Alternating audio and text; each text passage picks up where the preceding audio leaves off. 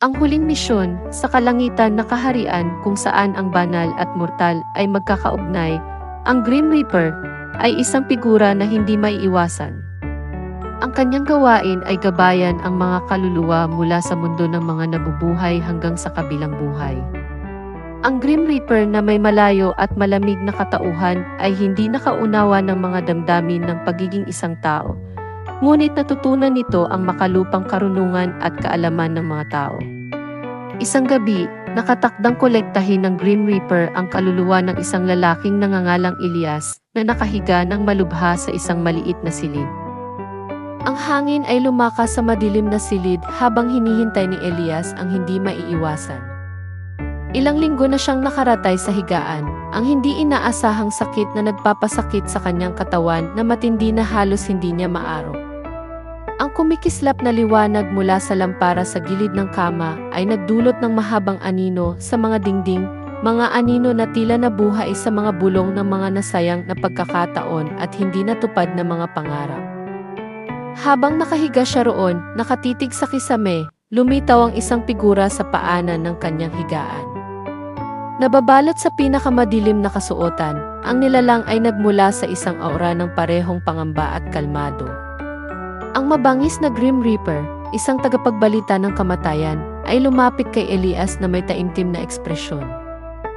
Dumating na ang iyong oras, Elias. Ang boses ng Grim Reaper ay umalinggaw na parang isang malayong bagyo, na puno ng parehong otoridad at isang pahiwatig ng mapanglaw.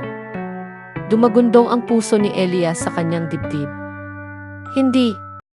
Mahina niyang protesta, itinaas ang sarili gamit ang kanyang mga siko. Hindi pa ako makakapunta. Hindi pa. Ang mga payat at kalansay na mga daliri ng Grim Reaper ay humawak sa kanyang lingkaw. Ang metal ay kumikinang na nagbabanta. Hindi ka maaaring makipagtawaran sa kapalaran, tao. Ang iyong sakit ay umangkin sa iyo. Gulong-gulo ang isip ni Elias. Ngunit hindi ko pa natupad ang aking pangarap. Hindi pa. Ang kanyang mga mata, na kumikinang sa luha, ay nakakandado sa tila walang laman na tingin ng Reaper. Ginugol ko ang aking buong buhay na gustong maging isang pintor. Palagi kong pinangarap na makuha ang kagandahan ng mundo sa canvas, isang legasya na maiiwan ko. Mangyaring, bigyan mo ako ng karagdagang oras. Ang mabangis na Grim Reaper ay bahagyang tinagilid ang kanyang ulo, na naintriga sa desperasyon na nagmula sa mahinang taong ito. Naniniwala ka na mas maraming oras ang magbibigay daan sa iyo upang matupad ang iyong mga ambisyon. Ano ang iniisip mo na karapat-dapat ka sa ganoong regalo? Karapat-dapat ako dahil marami pa akong natitira para ibigay, wika ni Elias, nanginginig ngunit determinado ang kanyang boses. Gumugol ako ng masyadong maraming oras sa takot, palaging nagpipigil. Gusto ko lamang lumikha ng isang piraso na nakapaloob ang aking kaluluwa. Isang obra lamang, hindi ako handa na bitawan ang pangarap ko. Ibibigay ko ang iyong pakiusap. Sa wakas ay nagsalita ang Grim Reaper. Ngunit may mga kondisyon. Magkakaroon ka lamang ng isang buwan upang makamit ang iyong pangarap. Kailangan mo ring ipakita sa akin ang karanasan ng tao, ang kapunuan ng buhay, ang kagalakan at kalungkutan nito habang hinahangad mong makuha ang iyong pangarap. Handa ka ba para dito? Masiglang tumango si Elias na may umaalab na kalooban. Oo. Gagawin ko ang lahat ng kailangan, anuman ang mangyari. Gamit ang isang kaway ng kanyang kalansay na kamay, ang Grim Reaper ay gumawa ng isang kilos na kumikinang sa madilim na enerhiya. Sa isang iglap, naramdaman ni Elias ang kanyang mahinang katawan na puno ng sigla. Ang sakit na nakagapos sa kanya ay umuurong na parang anino sa liwanag ng araw. Siya ay napuno ng isang kagyat na pakiramdam ng layunin, ngunit isang takot ang nagpangamba kay Elias. Ano ang mangyayari pagkatapos ng isang buwan? Sapat na kaya ito? Isang buwan, mabilis lamang ang oras ng mga tao sa lupa at ang landas patungo sa mga pangarap nila ay bihirang diretsyong paglalakbay. Yakapin mo ng buo ang iyong pagkatao, ngunit alalahanin mo na may utang ka sa akin, ang mga karanasan ng tao. Ang sabi ng Grim Reaper, ang kanyang boses ay isang nakakatakot at mahigpit na paalala na tila naglalakad si Elias sa lubid. Ang unang ginawa ni Elias ay muling maramdaman ang mundo kasama ang mabangis at nag-aatubiling gabay na Grim Reaper na hindi nakikita ng ibang tao maliban kay Elias. Si Elias ay nakipagsapalaran sa makulay na mukha ng buhay sa labas ng kanyang maliit na silid. Ang kanyang mga baga ay napuno ng matamis, malutong na hangin at sa unang pagkakataon sa mga linggo, nakatikim siya ng kalayaan. Sa loob ng maraming araw, gumagala siya sa mataong kalye, nakikipagkita sa mga artista sa mga kainan, nagsasaya sa mga kulay na napakatingkad sa kanyang paligid.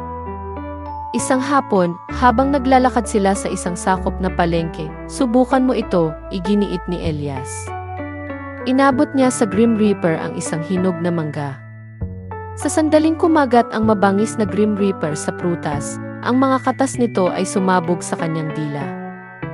Ninamnam niya ang lasa, ang tamis ay nagbigay ng kagalakan. Ang mga pagkain ay hindi lamang para mabuhay ang tao, ito rin ay isang karanasan, ipinaliwanag ni Elias, isang pahiwatig na may kabutihan sa kanyang tono. Sa paglipas ng buwan, dumalo sila sa isang masiglang konsyerto ng mga musikero na tumutugtog ng madamdaming mga himig. Natulala si Elias sa musika at sa saya ng mga tagapalabas. Naobserbahan ng Grim Reaper ang mga emosyong dulot ng musika sa karamihan. Ang musika ay may paraan ng pag-abot sa malalim na kalooban. Parang nagsasalita ito sa kaluluwa, sabi ni Elias, na umuugoy sa ritmo. Nakikita ko kung bakit ka nakakahanap ng inspirasyon sa mga sandaling ito. Tugon ng Grim Reaper na naiintriga. Kinabukasan, si Elias, na may panibagong sigla, ay nagsimulang tuparin ang kanyang pangarap. Sa bawat marka ng kanyang brotsa, ibinuhos niya ang diwa ng buhay, lubos na kaligayahan, kapanglawan, pag-ibig at sakit sa kanvas. Ang Grim Reaper na hindi nakikita ay nanonood habang si Elias ay dumalo sa mga workshop at nakikipagtulungan sa mga kapwa pintor. Ang mga pakikipag-ugnayan ay nagpayaman sa kanyang pananaw at nagpasigla sa kanyang pagkamalikhain.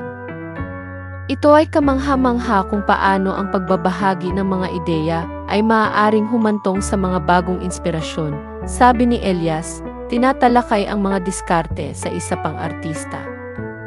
Ang mga koneksyon na gagawin mo sa iba ay nagdaragdag ng lalim sa iyong obra.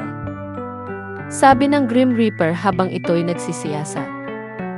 Ang espiritu ni Elias ay nakakahawa at hindi nagtagal ang mga tao sa komunidad ay lumapit sa paligid niya. Isang gabi, habang nagpapahinga sila mula sa kanilang mga pagsisikap, nakipag-usap si Elias sa Grim Reaper. Grim Reaper, ito ang buhay tungkol sa pakikipagkapwa sa iba, pagbabahagi ng mga pangarap at paggawa ng pagbabago. Kalmadong nakinig ang Grim Reaper, pinapakiramdaman ang karanasan. Nakita niya ang kagalakan ni Elias nang makita niya ang komunidad na magkakasama, ang sigla ng pakikipag-ugnayan ng tao, at ang katuparan sa pagtulong sa iba. Sa kasalukuyang buwan, natutunan ng Grim Reaper ang mga iba't ibang damdamin ng tao, ang kagalakan ng tagumpay, ang sakit ng mga kabiguan, at ang kagandahan ng pagtityaga. Nakaranas siya ng tuwa, kalungkutan, at ang tagumpay na naramdaman ni Elias. Ngunit sa bawat araw na lumipas, ang anino ng oras ay lumalakas. Nararamdaman ni Elias na parang buhangin ang oras na dumudulas sa kanyang mga daliri. Habang papalapit ang huling araw, nagbanta ang kawalan ng pag-asa. Siya ay lumikha ng maraming mga piraso ng obra, ngunit walang nadama na maglalarawan ng kanyang buhay. Nasiraan ng loob, parang sumuko na si Elias.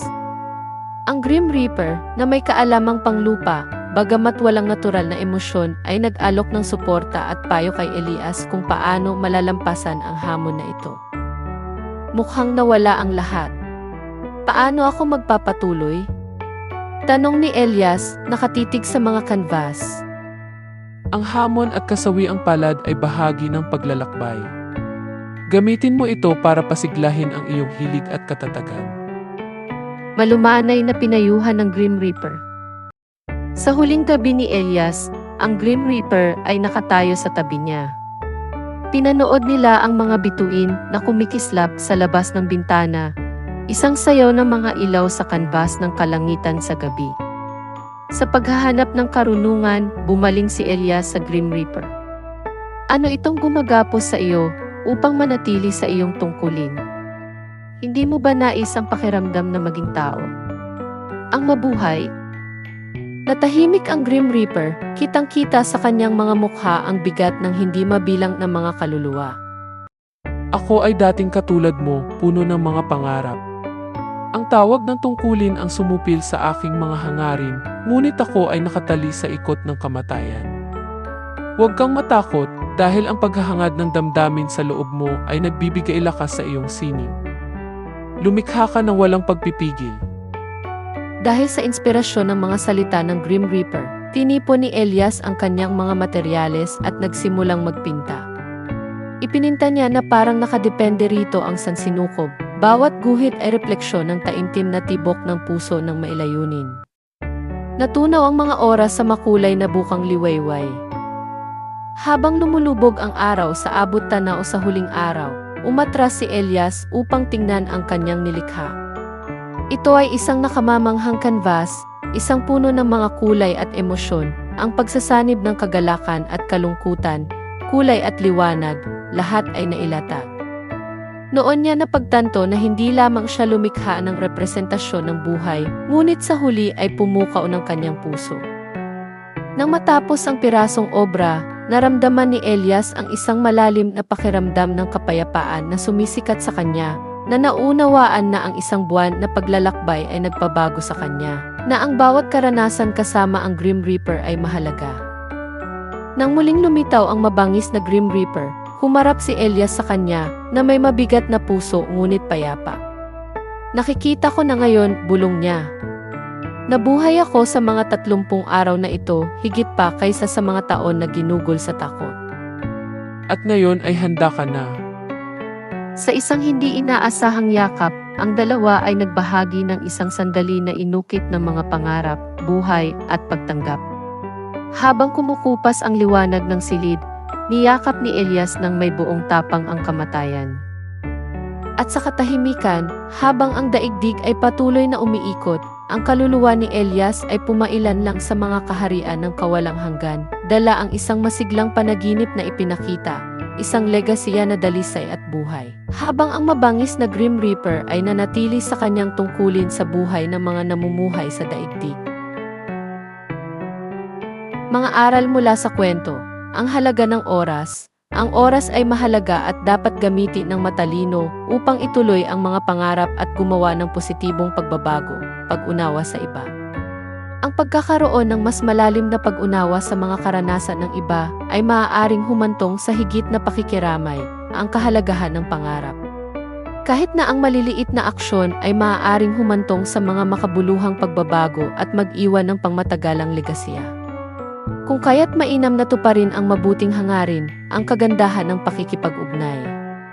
Ang pagbuo ng makabuluhang koneksyon sa iba ay nagpapayaman sa buhay at nagbibigay ng katuparan. Maraming salamat sa panunood, hanggang sa susunod. Kung nagustuhan mo ang video na ito, mangyaring bigyan ito ng thumbs up at ibahagi ito sa iyong mga kaibigan.